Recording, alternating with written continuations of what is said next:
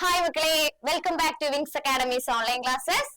അപ്പൊ നമ്മൾ ആദ്യത്തെ ചാപ്റ്ററിന്റെ വീഡിയോ ഓൾറെഡി അപ്ലോഡ് ചെയ്തിട്ടുണ്ടായിരുന്നു. നമ്മൾ ചാപ്റ്റർ എക്സ്പ്ലനേഷനും അതോടൊപ്പം തന്നെ അതിൽ നിന്നുള്ള ഏറ്റവും ഇമ്പോർട്ടന്റ് ആയിട്ടുള്ള ക്വസ്റ്റ്യൻസിന്റെ വീഡിയോ ആണ് നമ്മൾ ചെയ്തിട്ടുണ്ടായിരുന്നത്. അപ്പൊ ഇന്നത്തെ ക്ലാസ്സിൽ ടീച്ചർ വന്നേക്കുന്നത് നമ്മളുടെ സെക്കൻഡ് ചാപ്റ്റർ ആയിട്ടുള്ള ഒരു 3 ഹൈക്കു നമുക്ക് പഠിക്കാനുണ്ട്. ഓക്കെ, അപ്പൊ അതിന്റെ എക്സ്പ്ലനേഷനും അതോടൊപ്പം തന്നെ അതിൽ ഏറ്റവും ഇമ്പോർട്ടന്റ് ആയിട്ട് എക്സാമിന് ചോദിക്കാൻ ചാൻസ് ഉള്ള 1 മാർക്ക് ക്വസ്റ്റ്യൻസും അതുപോലെ തന്നെ 4 മാർക്കിന്റെ ചോദ്യങ്ങളും ആയിട്ടാണ് ടീച്ചർ ഇന്നത്തെ വീഡിയോയിൽ വന്നേക്കുന്നത്. ഓക്കെ, അപ്പൊ കൂടുതലൊന്നും പറയുന്നില്ല, നമുക്ക് നേരെ വീഡിയോയിലോട്ട് പോകാം. അപ്പൊ നമ്മൾ രണ്ടാമത്തെ ചാപ്റ്ററിന്റെ പേരെന്താ? ജിന്ദഗി കാ സഫർ എന്നാണ്. ജിന്ദഗി കാ സഫർ, ജീവിതം തന്നെ ഒരു യാത്രയാണെന്നാണ് നമ്മളുടെ ആ ഒരു യൂണിറ്റിന്റെ പേര് വന്നിട്ട്. ഓക്കെ, നമുക്ക് അതിൽ പ്രധാനമായിട്ടും 3 ഹൈക്കു ആണ് പഠിക്കാനുള്ളത്. 3 ഹൈക്കു ആണ് പഠിക്കാനുള്ളത്. ഹൈക്കു കവിത പോലെ നോക്കുമ്പോ കവിതയിൽ ചെറിയൊരു വ്യത്യാസം ഉണ്ട് ഹൈക്കുവിന്. ഹൈക്കു എപ്പോഴും 3 വരികളെ ഉണ്ടാവുള്ളൂ. 3 വരികളെ ഉണ്ടാവുള്ളൂ. 7 അക്ഷരങ്ങള്, 5 അക്ഷരങ്ങള്, 7 അക്ഷരങ്ങൾ, അങ്ങനെയാണ് നമ്മളുടെ ഹൈക്കു വരുന്നത്. ഓക്കെ, അപ്പൊ സിമ്പിൾ ആണ്. 3 ഹൈക്കു മാത്രമേ പഠിക്കാനുള്ളൂ. അപ്പൊ നമുക്ക് ആദ്യത്തെ ഹൈക്കു എന്താന്ന് നോക്കാം. ഹൈക്കുവിന്റെ പ്രത്യേകത, അതിനൊരു ഔട്ടർ മീനിങ് ഉണ്ടാവും, ഒരു ഇന്നർ മീനിങ് ഉണ്ടാവും. നമ്മൾ വായിക്കുമ്പോൾ കിട്ടുന്ന അർത്ഥം ആയിരിക്കില്ല അതിന്റെ ഉള്ളിലുള്ള അർത്ഥം, അതിന്റെ ഇന്നർ മീനിങ് വേറെ ആയിരിക്കും. അതാണ് ഹൈക്കുകളുടെ പ്രത്യേകത. ഓക്കെ, അപ്പൊ ആദ്യം തന്നെ ടീച്ചർ ഇതിന്റെ ഔട്ടർ മീനിങ് പറയാം. നമുക്ക് ആദ്യം തന്നെ വായിക്കുമ്പോ എന്താണോ അതിന്റെ അർത്ഥം മനസ്സിലാകുന്നേ, അതാണ് അതിന്റെ ഔട്ടർ മീനിങ്. ഓക്കെ, അപ്പൊ നമുക്ക് ആദ്യത്തെ ഹൈക്കു നോക്കാം. സൂഖ യാ ബാട്ട്. സൂഖ എന്ന് വെച്ചാൽ എന്താ? വരൾച്ചയാണ് കേട്ടോ. വരൾച്ച എന്നാണ് അർത്ഥം. സൂഖ എന്ന് വെച്ചാല് വരൾച്ച. നോക്കുക, സൂഖ യാ ബാട്ട്, വരൾച്ചയായാലും ബാട്ട് വെള്ളപ്പൊക്കമായാലും, വരൾച്ചയായാലും വെള്ളപ്പൊക്കമായാലും, സാഹബ് കെ ആംഗൻ. സാഹബ് എന്ന് വെച്ചാൽ ആരാ? വലിയ വലിയ ആളുകള് എന്ന് വെച്ചാല് റിച്ച് ആയിട്ടുള്ള ആളുകളെയാണ് നമ്മൾ സാഹബ് എന്ന് വിളിക്കുക, അല്ലെങ്കിൽ ഉടമസ്ഥര്, അവരൊക്കെയാണ് നമ്മൾ സാഹബ് എന്ന് വിളിക്കുക. സാഹബ് കെ ആംഗൻ, ഈ ഉടമസ്ഥരുടെ അല്ലെങ്കിൽ വലിയ വലിയ ആളുകളുടെ ആംഗൻ, മുറ്റത്ത്. ആംഗൻ എന്ന് വെച്ചാൽ മുറ്റാണ് കേട്ടോ. അവരുടെ മുറ്റത്ത് സദാ ഫുഹാർ. സദാ എന്ന് വെച്ചാല് എപ്പോഴും. സദാ എന്ന് വെച്ചാൽ എപ്പോഴും. ഫുഹാർ എന്ന് വെച്ചാല് വെള്ളത്തുള്ളികളായിരിക്കും.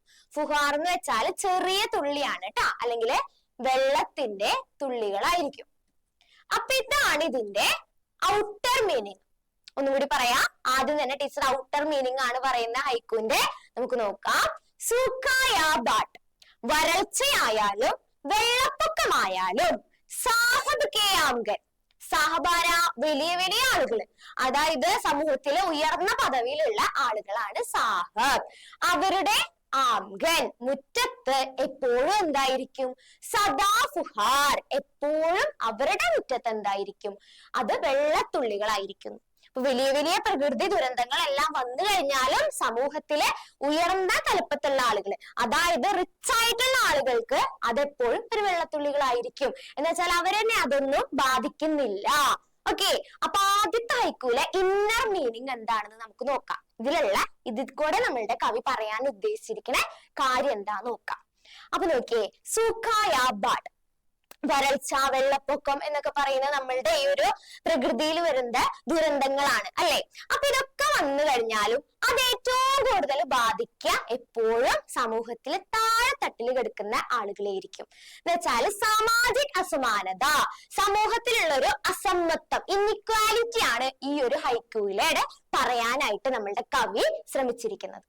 ഓക്കെ, അതാണ് സൂഖ യാ ബാട്ട്. വരൾച്ചയായാലും വെള്ളപ്പൊക്കമായാലും എന്തൊക്കെ പ്രകൃതി ദുരന്തങ്ങൾ വന്നു കഴിഞ്ഞാലും സാഹബ് കെ ആംഗൻ, വലിയ വലിയ ആളുകളുടെ മുറ്റത്ത് അതെപ്പോഴും സദാ ഫുഹാർ, വെള്ളത്തുള്ളികളായിരിക്കും.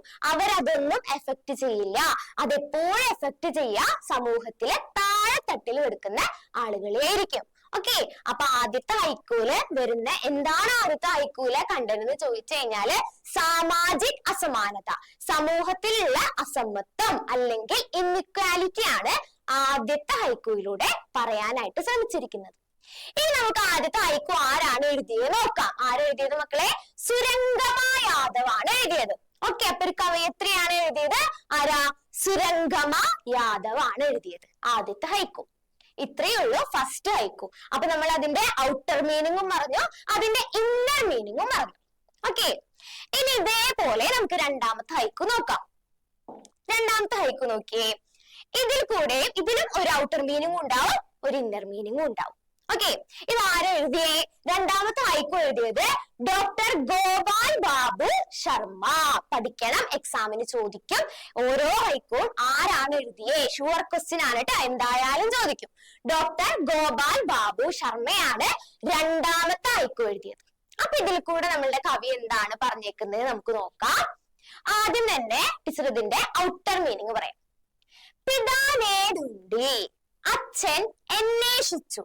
അച്ഛൻ അന്വേഷിച്ചു. എന്താ അന്വേഷിച്ചേ? അച്ഛൻ അന്വേഷിച്ചു. എന്താ അന്വേഷിച്ചേ? അതാണ് അടുത്ത വരിയിൽ പറയുന്നത്. ലാഠിയാം ബുഡാപ്പേക്ക്, വാർദ്ധക്യത്തിന്റെ ഊന്നുവടി. ലാഠി എന്ന് വെച്ചാൽ വടിയാണ് കേട്ടോ. ഊന്നുവടി എന്ന് വെച്ചാൽ എന്താ? വയസ്സാകുമ്പോ നമ്മള് കുത്തിപ്പിടിച്ച് നടക്കുന്ന ആ ഒരു വടി. ബുഡാപ്പ എന്ന് വെച്ചാല് വാർദ്ധക്യം. അപ്പോ അച്ഛൻ ഊന്നുവടി അന്വേഷിക്കുകയാണ്. ഏത് പ്രായമായപ്പോ? വയസ്സായപ്പോ അദ്ദേഹം വാർദ്ധക്യത്തിന്റെ ഊന്നുവടി അന്വേഷിക്കുകയാണ്. ദീപ്തിനഹി, പക്ഷെ എവിടെയും ദീപ്തിനഹി കണ്ടില്ല. എവിടെയും കണ്ടില്ല. വാർദ്ധക്യത്തിന്റെ വടി അന്വേഷിച്ചു, പക്ഷെ എവിടെയും കണ്ടില്ല. ഇത്രയേ ഉള്ളൂ ഇതിന്റെ ഔട്ടർ മീനിങ്. ഒന്ന് നോക്കിയേ. പിതാനേടുണ്ടി, അച്ഛൻ അന്വേഷിച്ചു. എന്താ? ലാഠിയാം ബുഡാപ്പേക്ക്, വാർദ്ധക്യത്തിന്റെ ഊന്നുവടി അന്വേഷിച്ചു. ദീപ്തിനഹി, പക്ഷെ കണ്ടില്ല. ഇതാണ് ഇതിന്റെ ഔട്ടർ മീനിങ്. നമുക്ക് പെട്ടെന്ന് വായിക്കുമ്പോൾ തന്നെ കിട്ടുന്ന അർത്ഥം ഇതാണ്. ഇനി ഇതിന് ഈ ഒരു ഹൈക്കൂന് ഒരു ഇന്നർ മീനിങ് കവി നമ്മളെ അടുത്ത് പറയാനായിട്ട് ഉദ്ദേശിച്ചിട്ടുണ്ട്. ആ ഇന്നർ മീനിങ് എന്താണെന്ന് നമുക്ക് നോക്കാം. നോക്കുക. പിതാനേടുണ്ടി, അച്ഛൻ അന്വേഷിക്കാണ്. അച്ഛൻ വയസ്സായപ്പോ അന്വേഷിക്കാണ്. എന്താ അന്വേഷിക്കണേ? വാർദ്ധക്യത്തിന്റെ വടിയാണ് അന്വേഷിക്കുന്നേ. ഒരു വയസ്സാവുന്ന ടൈമില് നമ്മൾ ഒരു സപ്പോർട്ടിന് വേണ്ടിയിട്ടാണ് എന്താശ്രയിക്കുക? വടി നമ്മള് ആശ്രയിക്കാം. അപ്പോ അച്ഛൻ വയസ്സായപ്പോ സഹായത്തിന് വേണ്ടിയിട്ട് ഒരു ആശ്രയം തേടിക്കൊണ്ടിരിക്കുകയാണ്. എല്ലായിടത്തും അന്വേഷിച്ചുകൊണ്ടിരിക്കുകയാണ്. പക്ഷെ എന്താ? ദിക്തിനഹി, എവിടെയും കണ്ടെത്താനായിട്ട് സാധിച്ചില്ലാന്ന്. എവിടെയും ഒരു സഹായം അല്ലെങ്കിൽ ഒരു ആശ്രയം അച്ഛന് കണ്ടെത്താൻ സാധിച്ചില്ല. ഇതിൽ കൂടെ കവി പറയാൻ ഉദ്ദേശിച്ചിരിക്കുന്ന കാര്യം, നമ്മളുടെ ഇപ്പോഴത്തെ ഈ ഒരു കാലഘട്ടത്തില് വയസ്സായതിനു ശേഷം അച്ഛനെയും അമ്മനെയും ഒക്കെ ഉപേക്ഷിച്ചു പോകുന്ന തലമുറയല്ലേ.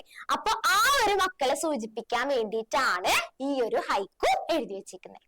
ഓക്കെ, അപ്പൊ വയസ്സായി കഴിയുമ്പോ ഇതേപോലെ ഉപേക്ഷിച്ചു പോണ, വാർദ്ധക്യമാവുമ്പോ ഉപേക്ഷിച്ചു പോണ ആ ഒരു തലമുറയില്ലേ, അവരെ കാണിക്കാൻ വേണ്ടിയിട്ടാണ് ഈ ഒരു ഹൈക്കു. ഓക്കെ, ഇനി ഒന്ന് വായിച്ചു നോക്കിയേ. പിതാനേടുണ്ടി, അച്ഛൻ അന്വേഷിക്കുകയാണ്. എന്താ അന്വേഷിക്കുന്നേ? ലാഠിയാം ബുഡാപ്പേക്ക്, വാർദ്ധക്യത്തിന്റെ ഊന്നുവടിയാണ് അന്വേഷിക്കുന്നേ.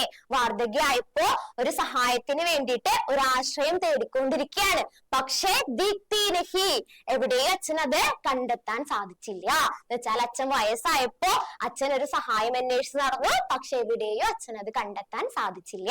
അച്ഛനെ സഹായിക്കാനായിട്ട് ആരും ഉണ്ടായിരുന്നില്ല. സ്വന്തം മക്കള് പോലും ഉണ്ടായിരുന്നില്ല. അതാണ് നമ്മളുടെ രണ്ടാമത്തെ ഹൈക്കുവിന്റെ ഇന്നർ മീനിങ്ങും ഔട്ടർ മീനിങ്ങും.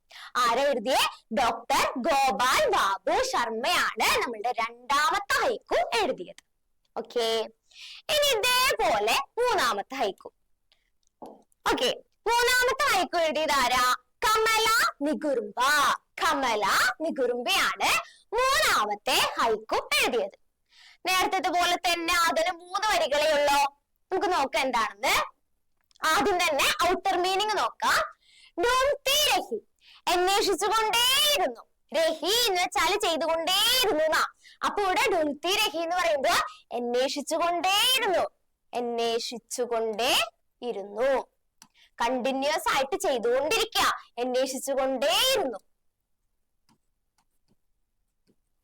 ഓക്കെ, ബർഫീലി നഗരീമേ, ബർഫീലി നഗരീമേ, മഞ്ഞ് മൂടിയ നഗരത്തിൽ.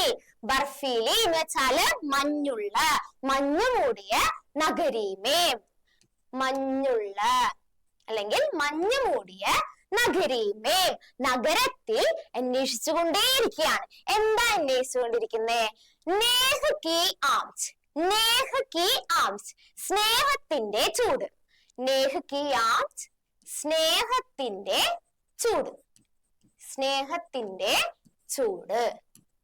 ഓക്കെ, അപ്പൊ ഇതാണ് ഇതിന്റെ ഔട്ടർ മീനിങ്. ഒന്ന് വായിച്ചു നോക്കാം. ഢൂംഢ്തീ രഹി, അന്വേഷിച്ചുകൊണ്ടേയിരുന്നു. കണ്ടിന്യൂസ് ആയിട്ട് ഒരുപാട് നാള് ചെയ്തുകൊണ്ടിരിക്കുന്ന ഒരു പ്രവൃത്തിയാണ് കേട്ടോ. അന്വേഷിച്ചുകൊണ്ടേയിരിക്കുകയാണ്. എവിടെ പോയിട്ടാ അന്വേഷിക്കുന്നേ? ബർഫീലി നഗരീമേ, മഞ്ഞു മൂടിയ നഗരത്തിൽ പോയിട്ട് അന്വേഷിച്ചുകൊണ്ടേയിരിക്കുകയാണ്. എന്താ അന്വേഷിക്കുന്നേ? നേഹ കി ആംസ്, സ്നേഹത്തിന്റെ ചൂടാണ് അന്വേഷിച്ചുകൊണ്ടിരിക്കുന്നത്. ഓക്കെ, ഇതാണ് ഇതിന്റെ ഔട്ടർ മീനിങ് ഈ ഹൈക്കുവിന്റെ. ഇനി ഇതിന്റെ ഇന്നർ മീനിങ് നമുക്ക് നോക്കാം. ഓക്കെ, ഇതിന്റെ ഇന്നർ മീനിങ് എന്താണെന്ന് നോക്കാം. ഢൂംഢ്തീ രഹി, അത് അതേപോലെ തന്നെ അന്വേഷിച്ചുകൊണ്ടേയിരിക്കുകയാണ്. ബർഫീലി നഗരീമേ, ബർഫീലി നഗരീമേ, ഏത് സ്ഥലത്ത് പോയിട്ട് അന്വേഷിക്കുന്നേ? നല്ല തണുപ്പുള്ള സ്ഥലത്ത് പോയിട്ടാണ് അന്വേഷിക്കുന്നേ. തണുപ്പുള്ള സ്ഥലത്ത് പോയിട്ട് എന്താ അന്വേഷിക്കുന്നേ? നേഹ കി ആംസ്, സ്നേഹത്തിന്റെ ചൂടാണ് അന്വേഷിക്കുന്നേ. എപ്പോഴും തണുപ്പുള്ള ഒരു സ്ഥലത്ത് എന്തിന്റെ അംശം ഉണ്ടാവില്ല? ചൂടിന്റെ അംശം കണ്ടെത്താനായിട്ട് പ്രയാസാണ്. അപ്പോ നല്ല തണുപ്പുള്ള ഒരു സ്ഥലത്ത് പോയിട്ട് ഇവിടെ സ്നേഹത്തിന്റെ ചൂട് തെരഞ്ഞുകൊണ്ടിരിക്കുകയാണ് കവി. പക്ഷെ കവിക്ക് അത് കണ്ടെത്താൻ കഴിഞ്ഞിട്ടില്ല ഇതുവരെ. ഓക്കെ, അപ്പൊ നമ്മളുടെ സമൂഹത്തിലെ ഒരുപാട് തിന്മയും കാര്യങ്ങളൊക്കെ നടക്കുന്ന ഒരു സ്ഥലത്ത് പോയിട്ട് സ്നേഹം തെരഞ്ഞുകൊണ്ടിരിക്കുകയാണ് കവി. പക്ഷെ അത് കണ്ടെത്താനായിട്ട് സാധിച്ചില്ല. സ്നേഹം ഇല്ലാത്തൊരു സ്ഥലത്ത് പോയിട്ടാണ് ഇവിടെ കവി എന്തന്വേഷിക്കുന്നേ? സ്നേഹം തിരഞ്ഞുകൊണ്ടിരിക്കുന്നത്. അതാണ് ബർഫീലി നഗരീമേ, മഞ്ഞുമൂടിയ സ്ഥലത്ത് പോയിട്ട് എന്തന്വേഷിക്കുന്നത്? നേഹ കി ആംസ്, സ്നേഹത്തിന്റെ ചൂട് അന്വേഷിക്കുന്നത്. ഒരിക്കലും മഞ്ഞുള്ള സ്ഥലത്ത് ചൂട് കണ്ടെത്താൻ ബുദ്ധിമുട്ടാണ്. അതേപോലെ തന്നെ ഇവിടെ സ്നേഹമില്ലാത്തൊരു സ്ഥലത്ത് പോയിട്ടാണ് കവി സ്നേഹം തെരഞ്ഞുകൊണ്ടിരിക്കുന്നത്. പക്ഷെ കവിക്ക് അത് കണ്ടെത്താൻ സാധിച്ചിട്ടില്ല. അപ്പൊ സ്നേഹത്തിന്റെ ഒരു മഹത്വം ആണ് ഈ ഒരു ഹൈക്കുവിലൂടെ പറയാനായിട്ട് കവി ആഗ്രഹിച്ചിരിക്കുന്നത്. കവിയത്രിയാണ് കേട്ടാ. ആരെഴുതിയത്? കമലാ നിഗുംബയാണ് മൂന്നാമത്തെ ഹൈക്കു എഴുതി. ഓക്കെ, അപ്പൊ ഇത്രയാണ് നമുക്ക് പഠിക്കാനുള്ള 3 ഹൈക്കു. ഓക്കെ, 3 ഹൈക്കുകളാണ് പഠിക്കാനുള്ളത്. ആദ്യത്തെ ഹൈക്കു സുരംഗമാ യാദവ് എഴുതിയ ഹൈക്കു ആണ്. അതിൽ പറയാൻ ഉദ്ദേശിച്ചിരിക്കുന്നത് സാമാജിക് അസമാനത, സമൂഹത്തിലെ ഈ ഒരു അസമത്വം, ഇൻഇക്വാലിറ്റി ആണ് ആദ്യത്തെ ഹൈക്കുവിലൂടെ പറയാൻ ഉദ്ദേശിച്ചിരിക്കുന്നത്. രണ്ടാമത്തെ ഹൈക്കു എഴുതിയത് ഡോക്ടർ ഗോപാൽ ബാബു ശർമ്മയാണ്.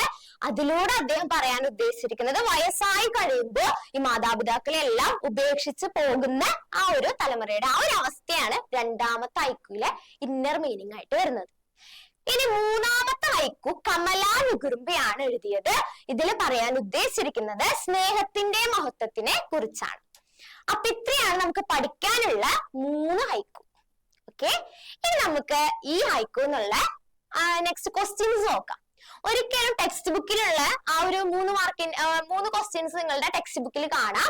ആ ക്വസ്റ്റ്യൻസ് ഒന്നും എക്സാമിന് ചോദിക്കാൻ ചാൻസ് ഇല്ലാത്ത ക്വസ്റ്റ്യൻസ് ആണ് കേട്ടോ. നമുക്ക് 1 മാർക്കിന്റെ ചോദ്യങ്ങളായിട്ടാണ് കൂടുതലും എക്സാമിന് ചോദിക്കുക. പിന്നെ 4 മാർക്കിന്റെ ക്വസ്റ്റ്യൻ. ഓക്കെ, അപ്പൊ നമുക്ക് ആദ്യം തന്നെ 1 മാർക്കിന്റെ ക്വസ്റ്റ്യൻസ് നോക്കാം. ആദ്യത്തെ ക്വസ്റ്റ്യൻ എന്താ? സദാഫുഹാർ, सूखा या बाट सदाफुहार यहाँ किस हालत की ओर इशारा किया गया है? ഇവിടെ ഏതൊരവസ്ഥയാണ് ഇഷാര കിയാ ഗയാ ഹേ ചൂണ്ടിക്കാണിച്ചിരിക്കുന്നത്? सूखा या बाट, सूखा या बाट 2 വാക്കുകൾ നമ്മൾ അവിടെ പഠിച്ചിട്ടുണ്ട്. ഫസ്റ്റത്തെ ഹൈക്കുവിലെ 2 വേർഡ്സ് നമ്മൾ പഠിച്ചിട്ടുണ്ടല്ലോ. सूखा या बाट വരൾച്ചയും വെള്ളപ്പൊക്കവും, സദാഫുഹാർ എപ്പോഴും വെള്ളത്തുള്ളി എന്ന 2 വാക്കുകൾ നമ്മൾ ഇവിടെ പഠിച്ചിട്ടുണ്ട്. ഓക്കെ, അപ്പൊ ആ 2 വാക്കുകളാണ് ഇവിടെ കൊടുത്തിരിക്കുന്നത്. സദാഫുഹാറും ഉണ്ട്, सूखा या बाट. ഓക്കെ, യഹാ ഇവിടെ കിസ് ഹാലത്ത് കി ഓർ ഇഷാര കിയാ ഗയാ ഹേ ഇവിടെ ഏതൊരു അവസ്ഥയാണ് സൂചിപ്പിച്ചിരിക്കുന്നത്, അല്ലെങ്കിൽ ഏതൊരു സിറ്റുവേഷൻ ആണ് ഇവിടെ ചൂണ്ടിക്കാണിച്ചിരിക്കുന്നത്? ക്ലാസ് എടുത്തപ്പോഴേ ടീച്ചർ പറഞ്ഞിട്ടുണ്ടായിരുന്നു എന്താ? സാമാജിക് അസമാനത. സാമാജിക് അസമാനത എന്ന് വെച്ചാൽ സമൂഹത്തിലുള്ള അസമത്വം. കി ഓർ ഇഷാര കിയാ ഗയാ ഹേ അതിനെയാണ് ഇവിടെ ചൂണ്ടിക്കാണിച്ചിരിക്കുന്നത്. ആദ്യത്തെ ഹൈക്കു എന്നുള്ള ക്വസ്റ്റ്യൻ ആണ് കേട്ടോ. ഓക്കെ, ഇനി രണ്ടാമത്തെ ഹൈക്കു എന്നുള്ള ക്വസ്റ്റ്യൻ നോക്കാം. ലാഹിയാം ബുഢാപ്പേ കി ദിഖ്തി നഹി ലാഠിയാ ബുഢാപ്പേ കി, ദിഖ്തി നഹി. ഇതും രണ്ടാമത്തെ ഹൈക്കൂവിലുള്ള രണ്ട് കാര്യങ്ങളാ. വാർദ്ധക്യത്തിന്റെ ഊന്നുവടി, ദിഖ്തി നഹി കണ്ടില്ല. ഓക്കെ, നമ്മളുടെ ക്വസ്റ്റ്യൻ എന്താ? ഇൻ പങ്ക്തിയോം സേ, ഈ വരികളിലൂടെ ക്യാ ആശയം മിൽത്താ ഹേ, നമുക്ക് എന്തൊരാശയാണ് ഈ വരികൾ വായിക്കുമ്പോ മനസ്സിലാകുന്നത്? അതാണ് നമ്മളുടെ ക്വസ്റ്റ്യൻ. ഓക്കെ, ഈ രണ്ട് വരികൾ വായിക്കുമ്പോ ലാഠിയാ മുഠാപ്പേ കി എന്ന് വെച്ചാൽ വാർദ്ധക്യത്തിന്റെ ഒന്നുവടി, ദിഖ്തി നഹി എന്ന് വെച്ചാൽ കണ്ടില്ല. അപ്പൊ ഇതിൽ നിന്ന് നമുക്ക് എന്താശയാണ് മനസ്സിലാകുന്നത്? അതാണ് നമ്മളുടെ ക്വസ്റ്റ്യൻ. ഉത്തരം നമുക്ക് നോക്കാം. ബുഢാപ്പേ മേ, വാർദ്ധക്യത്തിൽ, സബ് എല്ലാവരും, ദൂസരോं का മറ്റുള്ളവരുടെ, സഹാര ചാഹത്തെ ഹേ സഹായം അല്ലെങ്കിൽ ഒരു ആശ്രയം, ചാഹത്തെ ഹേ ആഗ്രഹിക്കുന്നു. ലേക്കിൻ പക്ഷേ, വഹ് സഹാര ആ ഒരു ആശ്രയം, കഹീം സേ മിൽത്താ നഹി, കഹീം സേ എവിടെ നിന്നും, മിൽത്താ നഹി കിട്ടുന്നില്ല. അതല്ലേ നമ്മുടെ രണ്ടാമത്തെ ഹൈക്കൂല് പറയാൻ ഉദ്ദേശിച്ചിരിക്കുന്ന കാര്യം അല്ലേ? രണ്ടാമത്തെ ഹൈക്കൂല് ആ വൃദ്ധാവസ്ഥ അല്ലെങ്കിൽ എന്താ വാർദ്ധക്യത്തില് അന്വേഷിച്ചുകൊണ്ടിരിക്കുകയാണ്, ആശ്രയം അന്വേഷിച്ചുകൊണ്ടിരിക്കുകയാണ്. പക്ഷെ എവിടെ നിന്നും അത് കിട്ടുന്നില്ല. അത് തന്നെയാണ് അതിന്റെ ഉത്തരം. ഓക്കെ, ഇനി ഇതേപോലെ തേർഡ് ക്വസ്റ്റ്യൻ, മൂന്നാമത്തെ ഹൈക്കൂലിൽ നിന്നുള്ള ക്വസ്റ്റ്യൻ ആണ് കേട്ടോ. എന്താണെന്ന് നോക്കിയേ. ബർഫീലി നഗരീമേ, ബർഫീലി നഗരീമേ മഞ്ഞ് മൂടിയ നഗരത്തിൽ, നേഹ കി ആംച് സ്നേഹത്തിന്റെ ചൂട്. ഈ രണ്ട് ടേംസ് നമ്മൾ കുറച്ചു മുന്നേ പറഞ്ഞതാണ് അല്ലേ? മഞ്ഞു മൂടിയ നഗരത്തിൽ, സ്നേഹത്തിന്റെ ചൂട്. ക്വസ്റ്റ്യൻ എന്താ? സേ ക്യാ താൽപര്യ ഹേ, സേ ക്യാ താൽപര്യ ഹേ ഹിന്ദിയിൽ എപ്പോഴും കാണുന്ന ഒരു ക്വസ്റ്റ്യൻ ആണ് കേട്ടാ. ക്യാ താൽപര്യ ഹേ എന്ന് വെച്ചാല് ഇതുകൊണ്ട് ഉദ്ദേശിച്ചിരിക്കുന്നത് എന്താണ്? ഓക്കെ, അല്ലെങ്കിൽ ഇതിന്റെ അർത്ഥം എന്താണ്? അതാണ് സേ ക്യാ താൽപര്യ ഹേ എന്ന് പറഞ്ഞിരിക്കുന്നത്. ഉത്തരം എന്താ നോക്കിയേ. ബർഫ് സേ ബരേ നഗർ മേ, ബർഫ് സേ മഞ്ഞ് കൊണ്ട്, ബരേ നിറഞ്ഞിരിക്കുന്ന, നഗർ മേ ഒരു നഗരത്തിൽ, സുഗത് മോസം മേ ബി അത്രത്തോളം, സുഗത് മോസം എന്ന് വെച്ചാല് സുഖകരമായ, നല്ല സുഖകരമായ ഒരു, മോസം മേ ഒരു കാലാവസ്ഥയിലും, മോസം മേ ബി കാലാവസ്ഥയിലും, ഹം സ്നേഹ കി ഗർമി ചാഹത്തി ഹേ, ഹം നമ്മൾ, സ്നേഹ കി ഗർമി സ്നേഹത്തിന്റെ ചൂട്, ചാഹത്തി ഹേ നമ്മൾ ആഗ്രഹിക്കുന്നു. ഓക്കെ, അപ്പൊ അത്രത്തോളം നല്ല നമുക്ക് സുഖകരമായിട്ടുള്ള ഒരു അന്തരീക്ഷമാണ് അല്ലെങ്കിൽ ഒരു ക്ലൈമറ്റിലും നമ്മൾ എന്താ ആഗ്രഹിച്ചുകൊണ്ടിരിക്കുക? സ്നേഹത്തിന്റെ ചൂട് നമ്മൾ തെരഞ്ഞുകൊണ്ടിരിക്കുകയാണ്. അപ്പൊ സ്നേഹത്തിന്റെ മഹത്വം കാണിക്കുന്നതാണ് നമ്മളുടെ മൂന്നാമത്തെ ഹൈക്കു. ഓക്കെ, ഇത് നമ്മുടെ ടെക്സ്റ്റ് ബുക്കിലുള്ള ക്വസ്റ്റ്യൻസ് ആണ് കേട്ടോ. ടെക്സ്റ്റ് ബുക്കിലെ 3 ക്വസ്റ്റ്യൻസ് ആണ്. ഇനി നമുക്ക് ഇത് കൂടാണ്ട് 1 മാർക്കിന്റെ ക്വസ്റ്റ്യൻസ് നോക്കാം. ഓക്കെ, ഫസ്റ്റ് ക്വസ്റ്റ്യൻ എന്താ? ബുഢാപ്പേ കി ലാഠിയ, എന്താ? വാർദ്ധക്യത്തിന്റെ ഊന്നുവടി. ഇസ്കാ താൽപര്യ ക്യാ ഹേ, ഇതിന്റെ അർത്ഥം എന്താണ് അല്ലെങ്കിൽ ഇതുകൊണ്ട് ഉദ്ദേശിച്ചിരിക്കുന്നത് എന്താണെന്നാണ്. എന്താ ഉത്തരം നോക്കിയേ. വൃദ്ധാവസ്ഥ കാ ആശ്രയ്, നമ്മൾ ക്ലാസ് എടുത്തപ്പോഴേ ടീച്ചർ പറഞ്ഞില്ലേ, ആ വാർദ്ധക്യത്തിന്റെ ഊന്നുവടി എന്നതുകൊണ്ട് ഉദ്ദേശിച്ചിരിക്കുന്നത് വൃദ്ധാവസ്ഥ കാ ആശ്രയ്, വയസ്സാവുമ്പോ ഉള്ള ആ ഒരു ആശ്രയം, അതാണ് അതുകൊണ്ട് ഉദ്ദേശിച്ചിരിക്കുന്നത്. നെക്സ്റ്റ് ക്വസ്റ്റ്യൻ, നേഹ കി ആംച് കാ താൽപര്യ ക്യാ ഹേ, സെയിം രീതിയിലുള്ള ക്വസ്റ്റ്യൻ ആണ്. നേഹ കി ആംച് സ്നേഹത്തിന്റെ ചൂട് എന്നതുകൊണ്ട് ഉദ്ദേശിച്ചിരിക്കുന്നത് എന്താണ്? നേഹ കി ആംച് എന്താണെന്ന് നോക്കിയ മക്കളെ. സ്നേഹ കി ഗർമി സ്നേഹത്തിന്റെ ചൂട്, നേഹ കി ആംച് എന്ന് ചോദിച്ചു കഴിഞ്ഞാ എന്താ? സ്നേഹ കി ഗർമി സ്നേഹത്തിന്റെ ചൂട്. തേർഡ് ക്വസ്റ്റ്യൻ നോക്കാം. സുഖായാ ബാട്ട് സാഹബ് കെ ആംഗൻ സദാ ഫുഹാർ, നമ്മൾ പഠിച്ച ഹൈക്കു ആണ് കേട്ടോ, ആദ്യത്തെ ഹൈക്കു. ക്വസ്റ്റ്യൻ എന്താ? ഈ ഹൈക്കു കിസ്നെ ലിഖ, ഈ ഹൈക്കു കിസ്നെ ലിഖ ആരാണ് എഴുതിയത്? ആരാ എഴുതിയേ? സുരംഗമാ യാദവ്, സുരംഗമാ യാദവ് ആണ് എഴുതിയത്. നെക്സ്റ്റ് ക്വസ്റ്റ്യൻ നോക്കാം. ഫുഹാർ ഇസ്കാ അർത്ഥ ക്യാ ഹേ, ഫുഹാർ നമ്മൾ പഠിച്ചിട്ടുണ്ടായിരുന്നു, മഞ്ഞു തുള്ളി അല്ലെങ്കിൽ വെള്ളത്തുള്ളി എന്നാണ് അർത്ഥം. ഫുഹാർ എന്ന് വെച്ചാല് ചെറിയ തുള്ളി, വെള്ളത്തുള്ളി എന്നാണ് അർത്ഥം. നമ്മളെ ക്വസ്റ്റ്യൻ എന്താ? ഇസ്കാ അർത്ഥ ക്യാ ഹേ, ഇതിന്റെ അർത്ഥം എന്താണെന്നാണ് ചോദിച്ചേക്കുന്നേ. അതിന്റെ അർത്ഥം എന്താ? ചോട്ടി ബൂന്തേ, ചെറിയ തുള്ളികൾ എന്നാണ് അർത്ഥം. ഫുഹാറിന്റെ അർത്ഥം ചോദിച്ചു കഴിഞ്ഞാല് ചോട്ടി ബൂന്തേ, ചെറിയ തുള്ളികൾ എന്നാണ് അർത്ഥം. ഓക്കെ, നെക്സ്റ്റ് ക്വസ്റ്റ്യനിലോട്ട് പോകാം.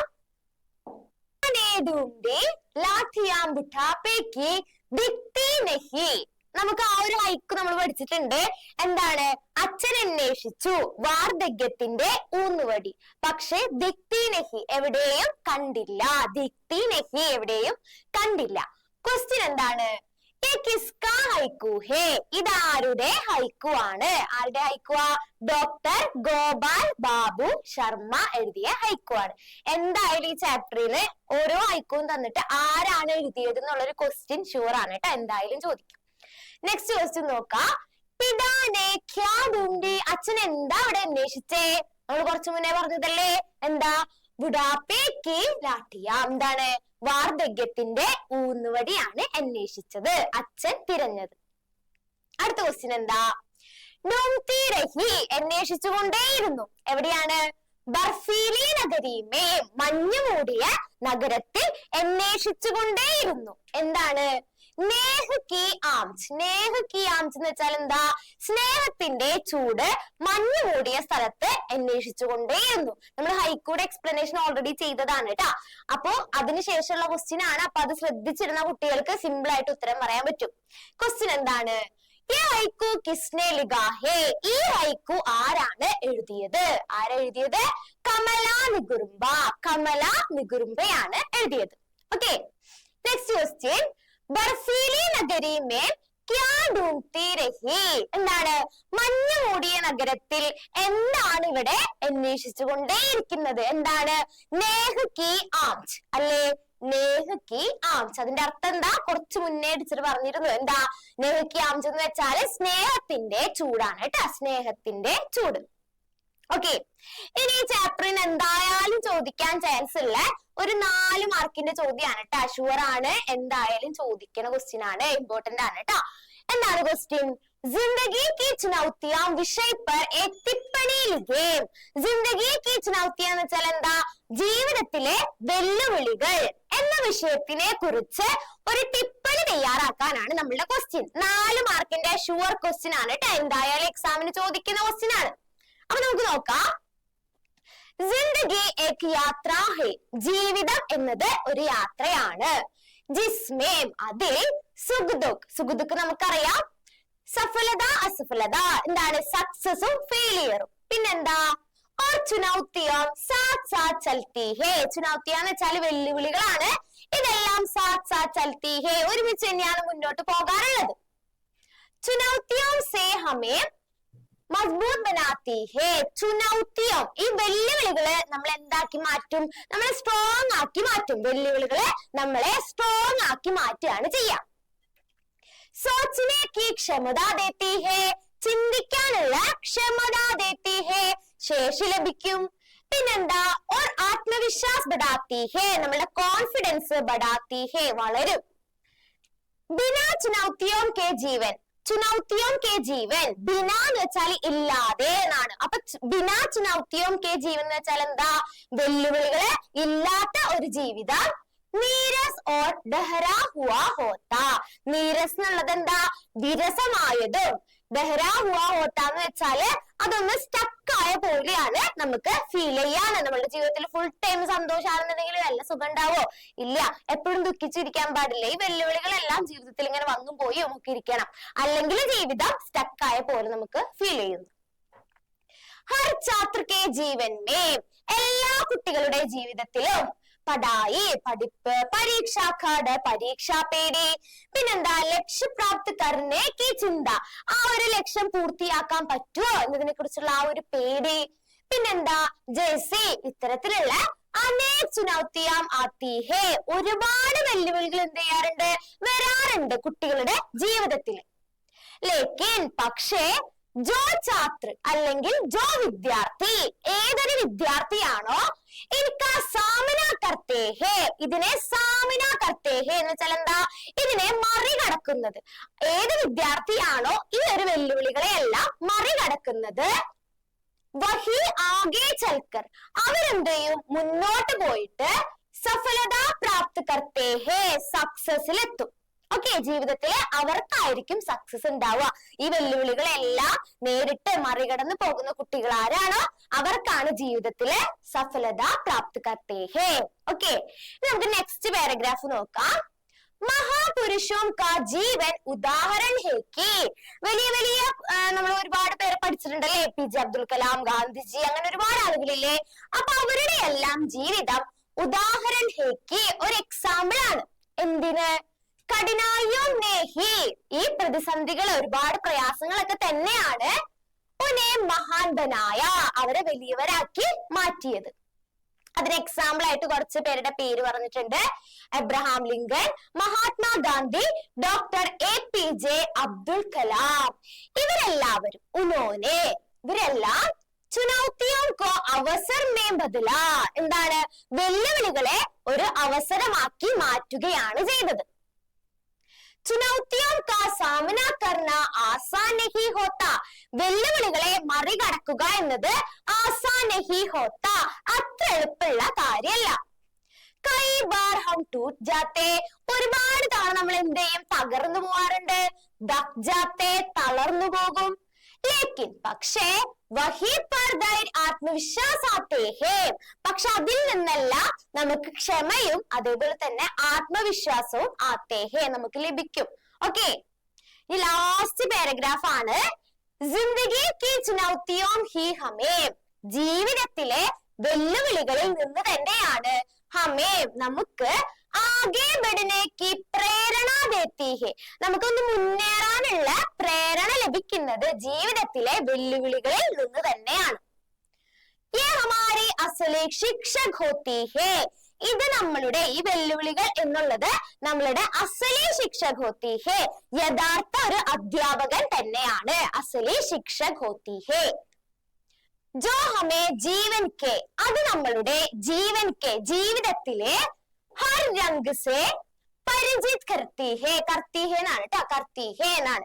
അത് നമ്മളുടെ ജീവിതത്തിലെ എല്ലാ നിറങ്ങളും പരിചയപ്പെടുത്തുന്നു. എല്ലാ നിറങ്ങളും എന്ന് വെച്ചാൽ സക്സസ്, ഫെയിലിയർ, ദുഃഖം, പിന്നെന്താ സന്തോഷം, അങ്ങനെ എല്ലാ രീതിയിലുള്ള ജയം, തോൽവി, അങ്ങനെ എല്ലാ നിറങ്ങളും, ജീവിതത്തിലെ എല്ലാ നിറങ്ങളും നമ്മളെ പരിചയപ്പെടുത്തുന്നു. ഇസ്ലിയേ, അതുകൊണ്ട് തന്നെ ഇതിനെ പേടിക്കുന്നതിന് പകരം, ബജായ് എന്ന് വെച്ചാൽ പകരം എന്നാണ് കേട്ടോ, ഇതിനെ പേടിക്കുന്നതിന് പകരം എന്ത് ചെയ്യണം, സാമന കർണ ചാഹിയേ, അതിനെ മറികടക്കാനായി ആണ് നമ്മൾ ശ്രമിക്കേണ്ടത്. സാമന കർണ ചാഹിയേ, അതിനെ മറികടക്കാനായി നമ്മൾ ശ്രമിക്കണം. ഇനി ലാസ്റ്റ് ഈ വരി എന്തായാലും എഴുതി കൊടുക്കണം കേട്ടോ. ഓക്കെ, ഈ വരി എന്തായാലും എഴുതി കൊടുക്കേണ്ടതാണ്. ക്യോങ്കി, എന്തെന്നാൽ ചുനൗത്തിയാം ജിത്തനെ ബഡി ഹോ, വെല്ലുവിളികൾ എത്രത്തോളം വലുതാണോ, ജീത്ത് ബി, ജീവിതവും ഉത്തനെ ഹി മഹത്വപൂർണ്ണ ഹോത്തി ഹേ, നമ്മളുടെ ജീവിതവും അത്രത്തോളം മഹത്വമുള്ളതായിട്ട് മാറും. അതൊന്ന് ഇൻവേർട്ടഡ് കോമയിൽ ഇട്ടിട്ട് എഴുതി കൊടുക്കുക എക്സാമിന് എഴുതുമ്പോൾ. ലാസ്റ്റ് വരെ കമ്പൽസറി ആണ്, എന്തായാലും എഴുതണം. ഓക്കെ, അപ്പൊ ഇതാണ് ഈ ഒരു ചാപ്റ്ററിന് ചോദിക്കാൻ ചാൻസ് ഉള്ള ഒരു 4 മാർക്കിന്റെ ക്വസ്റ്റ്യൻ ആണ്, എന്തായാലും എക്സാമിന് ചോദിക്കുന്ന ക്വസ്റ്റ്യൻ ആണ് കേട്ടോ. അപ്പൊ നമ്മൾ ഇന്ന് ഡിസ്കസ് ചെയ്തത് ജിന്ദഗി കാ സഫർ എന്നുള്ള നമ്മുടെ 2ാമത്തെ ചാപ്റ്റർ ആണ് കേട്ടോ. ഓക്കെ, അപ്പൊ ഈ ചാപ്റ്ററിന് ടീച്ചർ ഇപ്പൊ പറഞ്ഞു 1 മാർക്കിന്റെ ചോദ്യങ്ങളും പിന്നെ ചാപ്റ്ററിന്റെ എക്സ്പ്ലനേഷൻ പറഞ്ഞു. അതൊക്കെ നന്നായി കേട്ട് ചാപ്റ്റർ എന്താണെന്നുള്ളത് മനസ്സിലാക്കി വെക്കുക മലയാളത്തില്. പിന്നെ നമ്മൾ 4 മാർക്കിന്റെ ചോദ്യമാണ് ഡിസ്കസ് ചെയ്തത്. അപ്പൊ ഇത്രയും ക്വസ്റ്റ്യൻസ് നല്ലപോലെ പഠിക്കുക. ഓക്കെ, നെക്സ്റ്റ് ചാപ്റ്ററിന്റെ വീഡിയോ ആയിട്ട് കാണാം. താങ്ക്